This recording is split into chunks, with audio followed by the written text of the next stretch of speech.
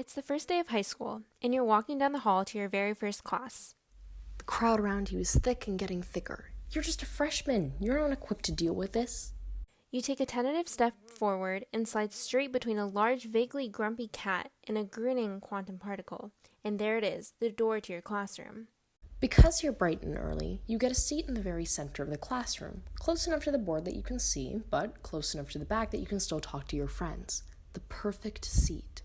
And the rest of high school goes just as perfectly. You get into your dream school early, find a summer job that pays not 6 but 7 figures, and graduate at the top of your class. But what if you hadn't taken that step forward?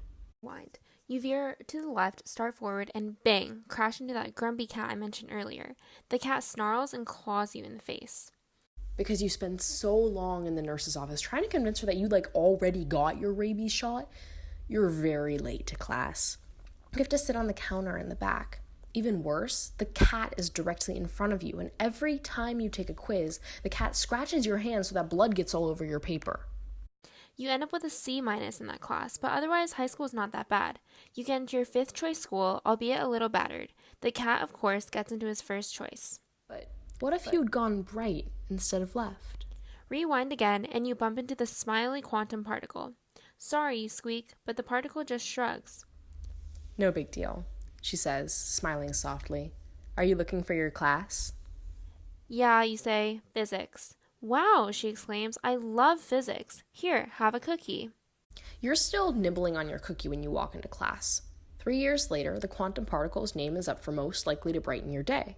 Remembering the cookie, you cast your vote for her. She wins by just 1 vote. But we've left out an option. What if instead of going to class, you decided it was all too overwhelming? You take a step backwards, then another step, and then another until you're at Panera, drinking a smoothie, all thoughts of the physics class you're missing gone from your mind. It doesn't stay that way for long, though. The attendance office emails your parents telling them you were truant, and they put you under basically kid house arrest. In the meantime, the school puts you on a warning list. The whole experience makes you want to be in school even less. You drop out of school mid-senior year and move out of your house. No one ever quite figures out where you end up after that. So far, we've treated each of these paths as distinct choices. You can either go forward or backward or left or right.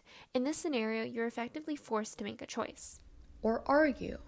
Say, just for the moment, that you went forward and backward and left and right. That all outcomes take place simultaneously, and the outcome you experience is just the one that takes place in your world.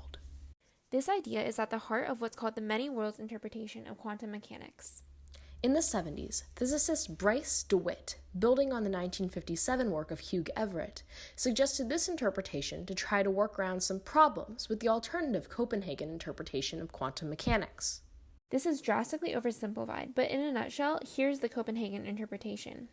Niels Bohr, the same Danish physicist you might know from his model of the atom, unsurprisingly had some ideas about the universe and how it behaves on a very, very small, or quantum, level.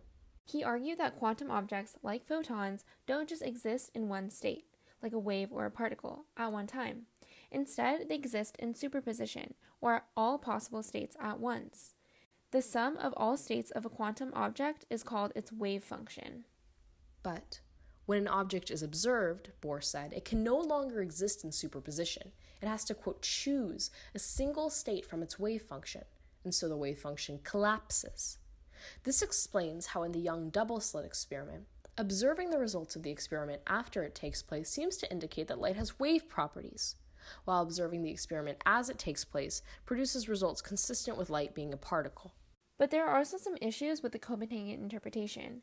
One of these is that it lacks an explanation for why a particular decision is made. Why would an object suddenly jump from the many states of superposition to a single one?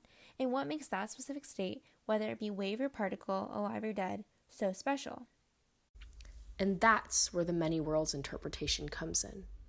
Everett and DeWitt argue that actually the quantum object does not make a choice to jump from superposition to a single state.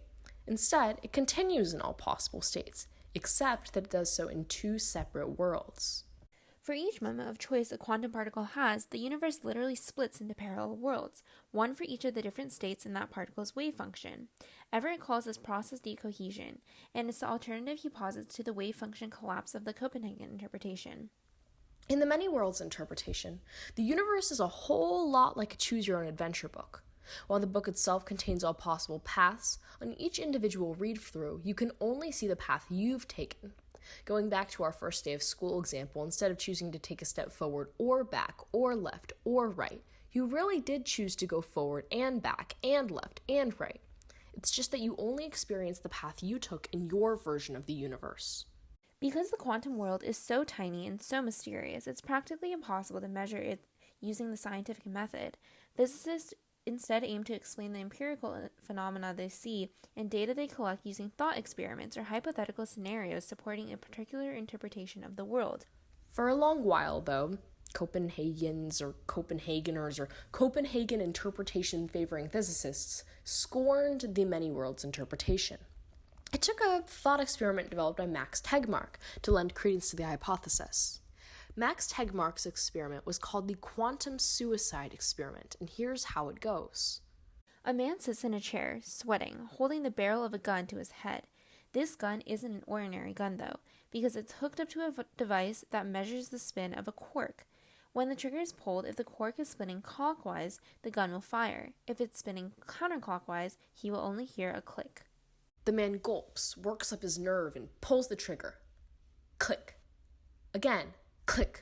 Again and again and again, hearing nothing but a click each time. He repeats this ad infinitum until he reaches what Tegmark calls quantum immortality. Now rewind to the first time the man pulls the trigger. Instead of hearing a click, there's a loud crack, and he slumps to the floor, dead. Under the many worlds interpretation, the man here is both alive and dead. In a million other worlds, down a million other branching paths, he is very much dead.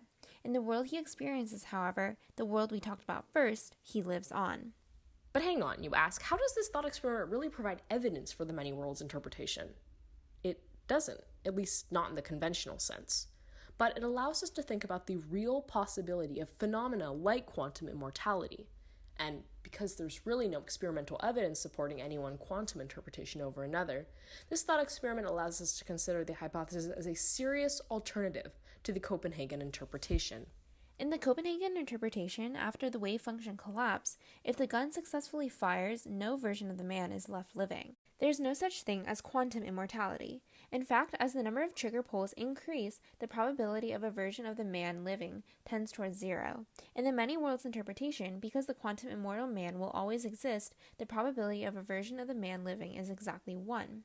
Right now, we have neither the technology nor the capacity to prove either or any interpretation true.